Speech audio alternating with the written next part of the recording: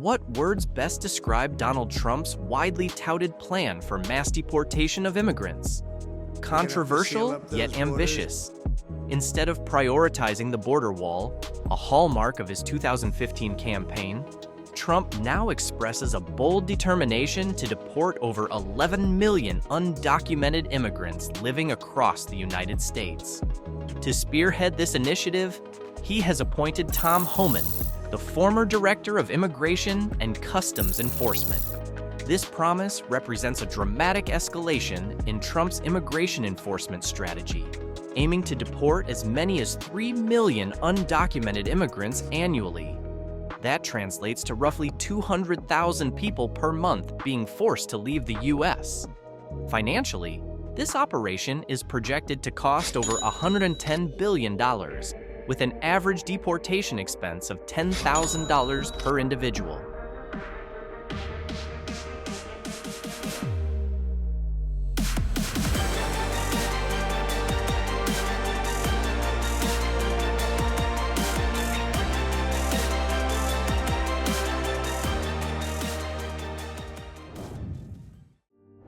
Supporters of this policy envision a nationwide mobilization involving everyone from the U.S. military to diplomats abroad to fulfill Trump's campaign promise. The plan would rely heavily on cooperation from Republican-led states and the use of federal funding to execute its objectives. On the other hand, one of the staunchest opponents of this policy is the American Civil Liberties Union, ACLU. Since Trump's electoral victory, the ACLU has begun rallying its resources to prepare for intense legal battles, particularly against policies that result in the separation of immigrant families. A key challenge lies in convincing other nations to accept the return of their deported citizens. Juan Proaño, CEO of the League of United Latin American Citizens, LULAC, argues that such a policy would devastate millions of individuals, families, and communities. According to him, it risks separating parents from their children, dismantling businesses and livelihoods, and wreaking havoc on the nation's social fabric and economy. Meanwhile, 24 Democratic state attorneys general have pledged to join forces to block the Trump administration's immigration policies. Sean Rankin, president of the Democratic Attorneys General Association, stated that these leaders intend to draw on lessons learned from Trump's first term to craft more effective strategies for opposing such measures.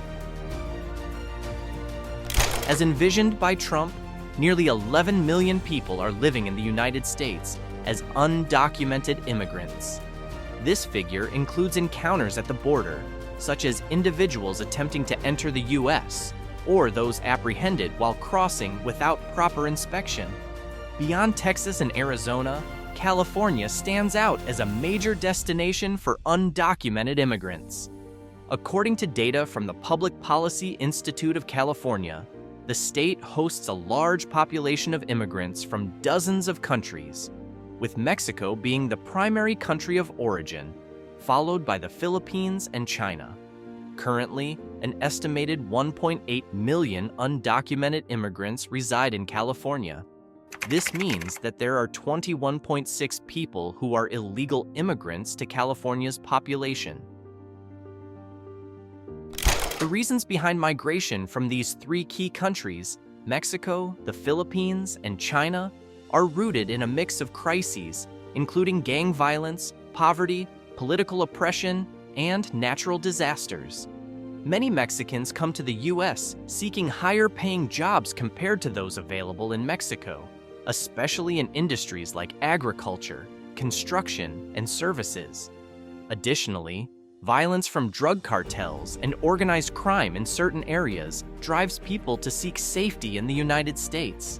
The relaxed deportation policies implemented during Joe Biden's administration have incentivized more immigrants to enter and remain in the U.S. Simultaneously, immigration smugglers appear to have capitalized on Biden's policy changes, urging migrants to hasten their journeys to the border before stricter measures are reintroduced. Asian populations now represent a dominant group of immigrants in the U.S. Historically, Filipinos began migrating to California in the early 1900s under U.S. colonial policies that sought to import low-cost labor for agriculture and other industries. Their contributions significantly shaped California's agriculture and fishing industries. Today, many Filipino immigrants work in sectors such as healthcare, education, military service, entrepreneurship, and the arts. As for Chinese immigrants, many come to the U.S. to work in Silicon Valley's tech industry or to establish their own businesses. California also attracts significant investments from China. A growing trend involves middle-class Chinese nationals whose livelihoods were disrupted by governmental policies during and after the pandemic, undertaking long journeys to the U.S. border in search of new opportunities. Undocumented immigrants often enter the U.S. illegally through various means. This typically involves individuals bypassing official immigration checkpoints or providing false information to gain entry. They skillfully evade detection, utilize forged documents, or cross the border at unregulated locations, which are considered criminal offenses. Another significant issue is visa overstays. Approximately 40 to 50% of undocumented immigrants in the U.S. initially entered legally with valid visas, but remained in the country beyond the permitted duration. California, a popular destination, attracts millions of foreign visitors annually. Many visa overstayers are tourists, business professionals, or students who fail to leave the country after their visas expire.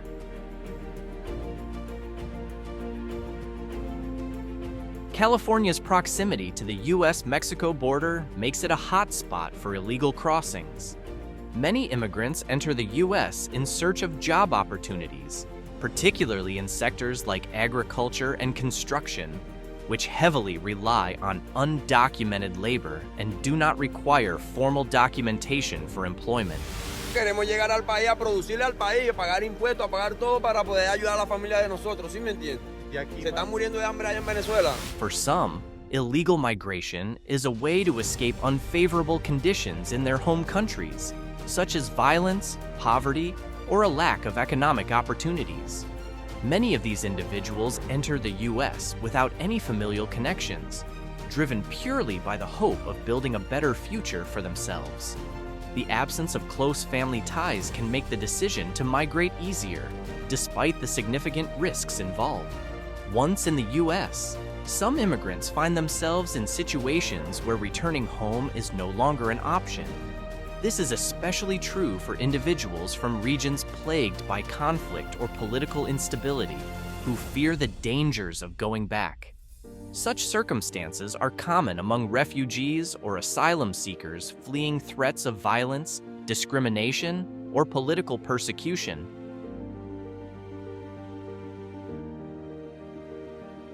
San Diego County has become the most popular entry point for migrants illegally crossing into the United States. Strict measures by Mexican authorities have made it increasingly difficult for migrants to reach Texas, prompting both migrants and smugglers to seek routes with fewer obstacles. San Diego has emerged as a more accessible entry point for many.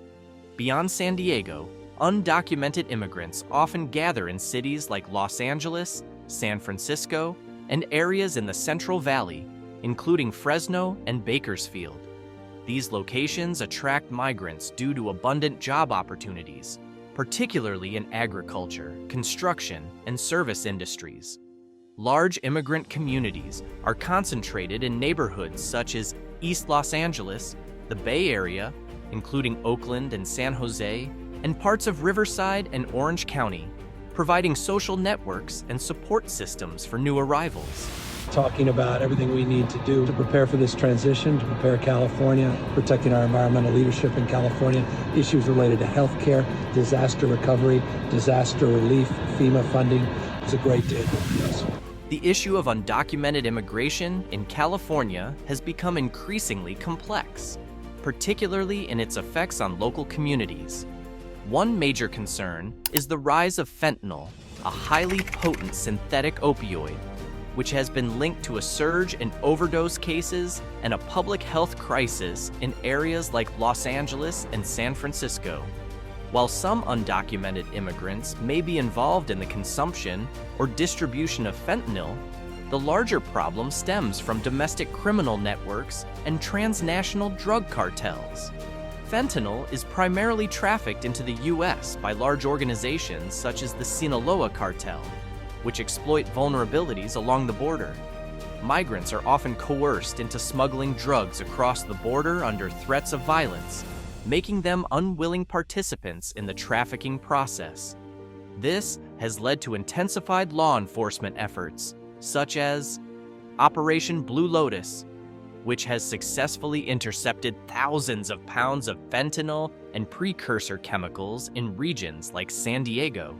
Despite the relatively low connection between criminal activity and undocumented immigrants, these issues strain public health services and disrupt social stability. Public drug use, particularly in areas with high rates of homelessness, creates discomfort and concern among residents, further complicating the broader narrative around immigration and community safety.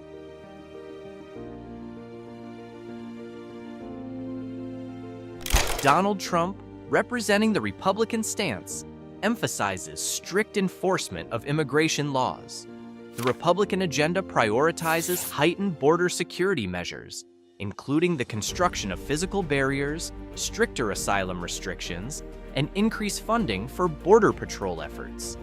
Programs like Operation Aurora reflect their commitment to significantly reducing illegal immigration through aggressive tactics and enforcement.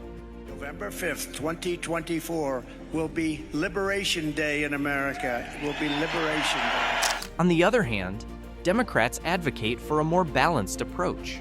While still supporting border security, they focus on humanitarian programs, expanding legal pathways, and providing protections for asylum seekers. Examples include initiatives like Temporary Protected Status, TPS, and Uniting for Ukraine, which aim to assist vulnerable populations facing crises.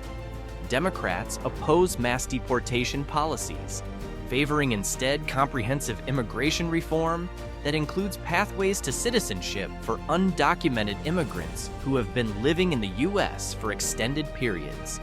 This divide underscores a fundamental clash in priorities. Republicans focus on enforcement and deterrence, while Democrats emphasize compassion and long-term integration solutions.